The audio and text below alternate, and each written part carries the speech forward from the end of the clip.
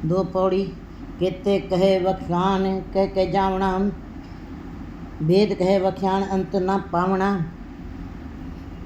उस वो परमात्मा को के चीरे को कोई माप नहीं सकता।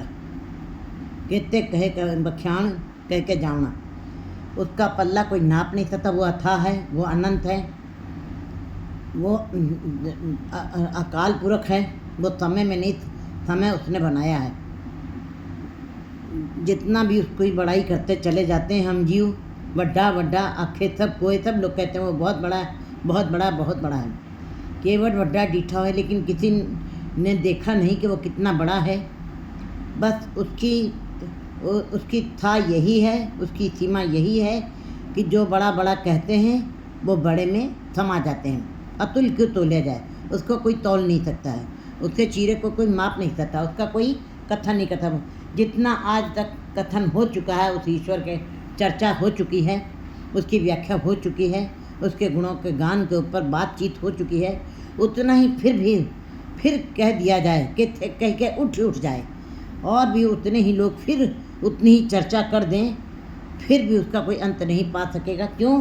क्योंकि हम सीमित समय लेके आए हैं, हमारी इंद्रियां सीमित हैं, हमारा समय सीमित है, हम काल के बंधे हुए हैं, और वो परमात्मा अकाल है, वो समय में नहीं बंधा है, इसलिए उसका कोई अंत नहीं पाता। समय उसने स्वयं बनाया है। तो गुरु जी यहाँ पे यही बता रहे हैं कि उसका, उस ईश्वर जो अथाह है, जो अनंत है, जो बेअंत है, जो अतुल है, उसका कोई कथन पूरा नहीं कर सकता है। कितने कहे व्याख्यान, कितने कईयों ने, करोड़ों लोगों ने उसका व्याख्यान किया है, उसकी चर्चा की है, उसके ऊपर उससे संबंधी बड़े सारे शास्त्रों के ऊपर शास्त्रों की रचना भी की है, लेकिन अंत में वो कह करके चले गए हैं, क्योंकि उनका समय पूरा हो गया है। कह जाना, आखिर अंत में जीवों को जाना ही पड़ता है, चाहे जितनी भी उसके नाम की चर्चा कर लीजिए, उसके ऊपर ईश्वर के नाम पर बातचीत कर ली जाए, अंत में जीवों को जाना ही पड़ता है। वेद कहे व्याख्यान, वेदों ने भी ईश्वर के नाम की चर्चा की है। चारों वेदों को लिखने वाले नाल कुटुंब साथ वर दाता ब्रह्मा पालन सृष्टि गया, आगे अंत न पायो।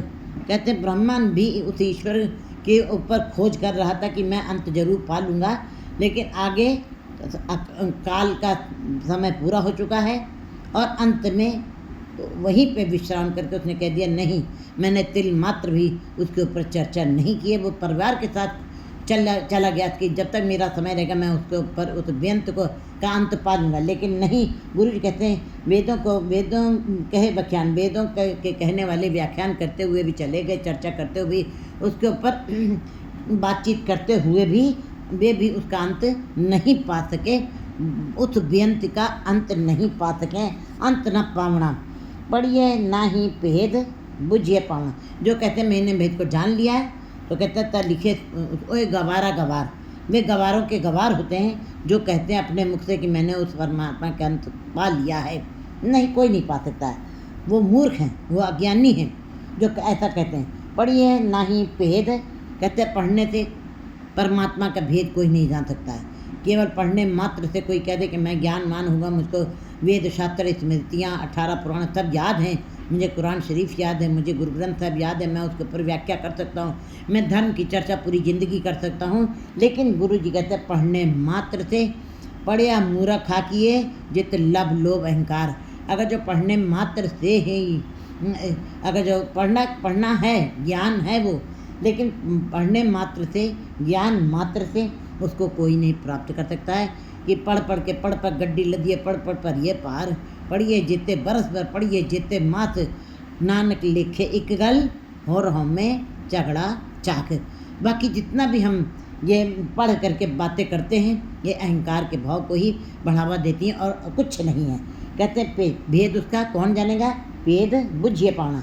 जब उसको कोई समझ जाता उस ईश्वर को, ना पढ़ के ही ईश्वर के नाम को पढ़ करके सुन करके जब उसके भेद को समझ जाता, भेद के समझने वाले का लक्षण क्या होते हैं, उनको इस बात का फिर पता चल जाता कि जो कुछ हो रहा है वो ईश्वर में हो रहा है, जो कुछ कर रहा है वो ईश्वर कर रहा है, उसी का हुक्म सब तरफ लागू हो रहा है, मेरे वश में कुछ नहीं है, मैं उसका कोई कथन नहीं कर सकता, मैं उसके ऊपर कोई पूरा विवरण नहीं दे सकता। इस बात का ज्ञान जब आता है तब ऐसे जीव उसको प्राप्त कर लेते हैं, उस परमात्मा को। खट दर्शन के पेख किसे सच समाना। 4 दर्शन 6 शास्त्र, खट शास्त्र 6 शास्त्रों के लिखने वाले, छी कर छी गुर छी उपदेते गुरु गुरे को वेतनिक। लिखने वाले 6 थे, लेकिन लिखवाने वाला वो परमात्मा एक ही है जिसने वो रचना करवाई। लेकिन ये लिखना, ये 6 शास्त्रों की चर्चा करनी, उसके ग्रंथों की उसके ऊपर लेखनी चलानी, 6 शास्त्रों के ऊपर दर्शन फिलासफी उसके ऊपर फिलासफर बन के उसके ऊपर लेखनी चला देने मात्र से गुरु जी कहते हैं उस ईश्वर को कोई नहीं प्राप्त कर सकता। कैसे प्राप्त किया जाएगा? भेद खट दर्शन के भेद, 6 शास्त्रों के रचना मात्र से उसका कोई भेद नहीं जान सकता है। किसे बुझ तमाम पर हाँ, कोई 6 शास्त्रों के लिखने वाले हैं, ये बात गुरु जी बता रहे हैं कि लिखने वाले 6 हैं। उसके उस फिलासफी को लिखने वाले वो भी महान हैं, वो भी गुरु महान हैं, लेकिन उन गुरुओं में से, उन लिखने वालों में से कोई एक आदि है जो उसके अंदर, सच के अंदर समाया हो, जिसने उसके अंदर समाहार कर लिया हो, वो कोई विरला ही है। सच्चा पुरख अलग शब्द स्वाणा। सच्चा पुरख अलग, जो परमात्मा सच है, जो अलग है, जो दिखाई नहीं देता हमारी इन आँखों से, बुझ सत्य मावना, गुरु के शब्द के द्वारा जो उसका सराहना करते हैं। बुझ सच्चा पुरख अलग है, जो गुरु के शब्द के साथ जुड़ करके नाम की कमाई करते हैं, उसके उपदेशों को मानते हैं, वे उस अलग परमात्मा पुरुष को प्राप्त कर लेते हैं, देख लेते हैं, अपने अंदर ही उसके दर्शन कर लेते हैं, वही शोभायमान होते हैं। बाकी सब संसार केवल एक दिखावा मात्र है, एक आडंबर है, एक दिखाई देता है कि वो धार्मिक है, लेकिन कहते हैं शब्द सुहावना, जो गुरु के शब्द के साथ जिन्होंने उस अलग को दर्शन किए हैं, वही शोभायमान हुए हैं, वही सम्मान के पात्र हैं, वही कबूल हुए परमात्मा के दरबार में।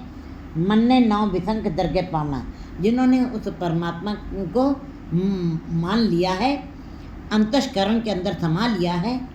गाविए सुनिए, मन रखिए भाव अंतर्गत तीरथ मिलना। अंदर ईश्वर के नाम को बताया है। पढ़ना भी कला है, पढ़ना जरूर है, सुनना भी जरूर है। पढ़ना गंगा है, सुनना जमुना है, और सरस्वती अंतर्गत हृदय रूपी, हृदय के अंदर सरस्वती रूपी नदी जो विलीन है, जहाँ पे गुरु का शब्द बस रहा है, कहते हैं वही जीव जो हैं परमात्मा की दरगाह को प्राप्त करेंगे, जिन्होंने मन से माना है, जिन्होंने ईश्वर के नाम को माना है। मन ने नाव विसंग के दरगे पाना, फिर उन्होंने ही परमात्मा की दरगाह को प्राप्त किया है, परमात्मा की दरगाह में अपनी जगह बनाई है। खालक को आदेश टाटी करना, गुरु जी कहते हैं कि सारे दुनिया के जीवों को यह आदेश है कि वे परमात्मा के सामने दंडवत प्रणाम करें, नमस्कार करें, उसके आगे अरदास करें, और अरदास अहंकारी भाव से नहीं, संशय भाव से नहीं, सत्य जीव में लीन है। कित संयम तो होता है, कैसे उसको कैसे उसके आगे अरदास बेनती की जाए। गुरु जी बता रहे हैं, अपने मैं मेरी के भाव को छोड़ करके ढाडी का रूप धारण करके ढाडी करे पुकार। गुरु जी जैसे गुरु नानक देव ने अपने को ढाडी कहा है, ढाडी हर दर खत्म कर तेरे दर आया, क्या हर के दर आया, कहते मैं तुम्हारे दर का ढाडी हूँ, मैं तुम्हारे दर का मंगता हूँ, मैं तुम्हारे दर का भिखारी हूँ, मैं तुम्हारे दर के ऊपर आया हूँ, मैं तुम्हारे नाम को प्राप्त करना चाहता हूँ। इस स्थिति में, इस हालत में जब कोई परमात्मा के दर के ऊपर जाके झुक जाता है, अरदास करता है और उसके गुणों का गान करता है, गुरु जी कहते हैं ढाडी बन के, भिखारी बन के, निर्माणता से, दीनता वाले भाव से परमात्मा के आगे अरदास करके जो उसके गुणों का गान करता है, जब भी कोई जाए उसके दर के ऊपर ढाडी बन के जाए, निर्माणता के साथ झुक करके, दीनता के साथ, विनम्रता के साथ उसके आगे झुक करके उसके गुणों का गान करता है। नानक जुग जुग एक मन बतावना, गुरु जी कहते हैं कि समस्त युगों में वही एक परमात्मा है जिसके गुणों का गान करना चाहिए।